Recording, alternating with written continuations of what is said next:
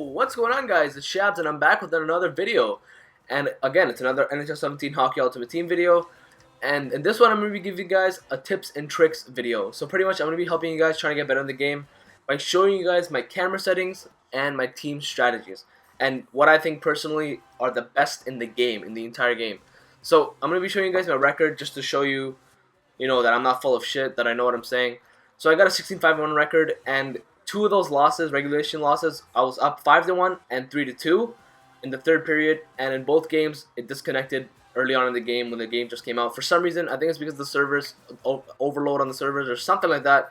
But regardless, no excuses, to be honest. It is what it is. I'm 16-5-1. That's my record currently, and I'm gonna be showing you guys my recent games just to show you guys, what's happening and stuff like that. So guys, here are my recent games that I'm going to be showing you guys just to prove that, I'm winning by a good amount. Like, look at these wins. 6-3, 8-2, 43, 2-1. There's my OT loss, but win. And I had a horrible streak of losses there. But if you see my wins, most of them are huge wins or huge losses, as you can see here. Like, this game is all about offense. And the more offense that you produce, the higher your results are. The more optimized your results are. And I found that in this game, once you score, 1 to 2 goals, 3 goals, the dominoes just keep falling, and you're gonna score 5, 6, 7, 8. Just look at this: 5-1, 6-2, 7-1, 5-2, 7-2, 5-4, 2-1, 5-1, 5-1, 7-2, 5-3. Like, these wins are like big marginal wins. Like, and I'm gonna show you guys exactly how I do it. And it's not even the players that I use; it's just how the game works this year and how you can optimize it better for your results. Okay, so I show you guys my record and everything, and if you go to my lineups here, these are what I think are the absolute best and most optimal team strategies for you to get the most amount of wins in hot divisional play as you can possibly get. So if you go on here, this is what I like to use, and it works fucking phenomenally. Okay, I'm gonna explain it for you guys. I'm gonna break it down. Don't worry at all. Okay, guys. So moving on here. Why do I always want too aggressive for my forecheck? So pretty much, I always want one person forechecking and pressuring the person on the opposing team with the puck, but I don't want it to get too crazy and out of hand, and that's why I want 2 people behind him and an extra set of people behind him defending. So I'm never gonna surrender my defensive game for the forecheck, but I still want the other team opposing players to get pressured. You know what I mean? So moving on, neutral zone. Why do I keep it like this? Because you know the saying, if it ain't broke, don't fix it.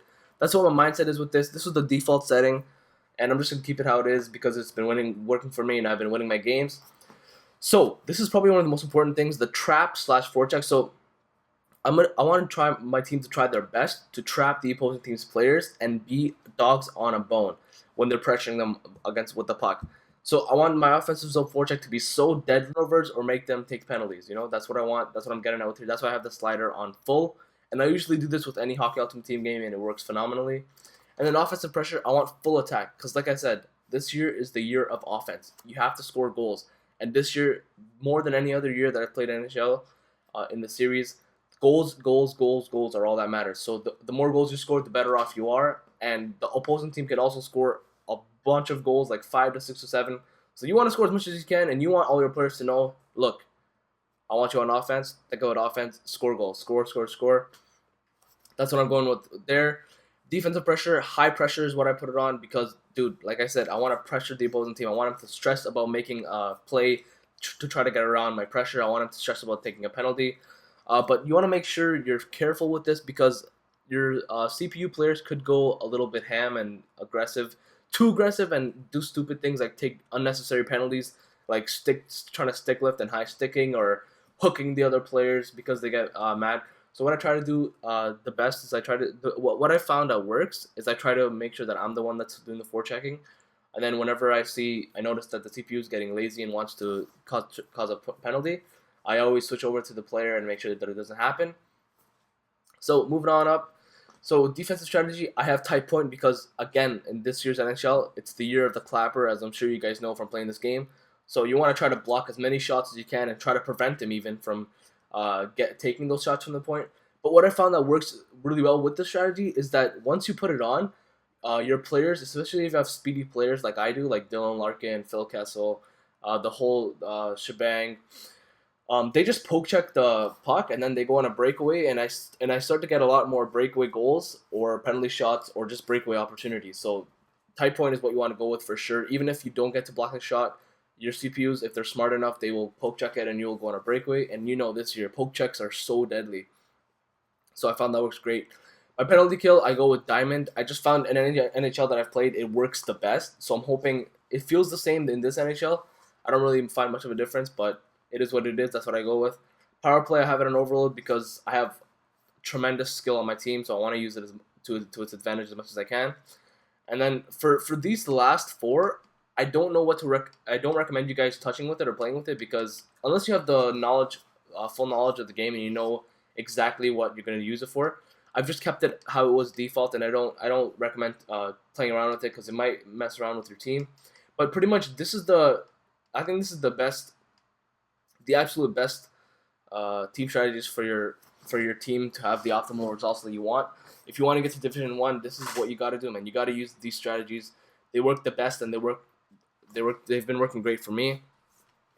Now moving on here, boys, I'm going to be showing you guys my camera settings as well, because I believe that's just as important as your team strategies if you want to win games. And I see a lot of people using the wrong cameras. So first of all, when you go on here, go to On Ice Trainer, unless you're new to the game, and just turn it off. Just turn it off. You really don't need it. It's just getting in the way of your screen, and it's just a waste of space. Control settings, I'll show you guys that right now too. I use skill stick and I use everything else. I keep this the same. It is what it is. Just make sure you have it on skill stick. And then audio and visual, this is very important. So you want to go down to camera, and it usually starts at, I believe, action. And you want to go over to overhead. Why? I'm going to show you some gameplay and show you why. A little bit on here, but essentially when you put overhead on, you can see everything that's happening, and you can see things that you would not normally see with any other camera. Like you can see plays that can be made. You can see defensive plays that can be made. You can see what they're trying to do, what you're trying to do. You can see pretty much everything on the ice that'll optimize your results to try to score. Like sometimes when you use action, you're very limited with the amount of space you can see that you're playing with, and the amount of offense you can see you're playing with. But when you use overhead, you can see everything, and your game is just gonna improve tenfold. And you can thank me by smashing that like button. Honestly, once you start using this, there's no going back. So yeah, guys, these are my settings and team strategies, and I think they're the best in the entire game. Let me know if you're gonna try it and what you think of it in the comment section below. I'd love to hear what your opinion is. But anyways, guys, if you enjoyed it, please leave a like, and so I can bring more of these videos. I got another Hot Divisional Play series coming out for you guys very soon. Subscribe so you make sure you don't miss it. Anyways, guys, if you really enjoyed that video, please smash that like button. And I'll see you guys next time. Have a good day.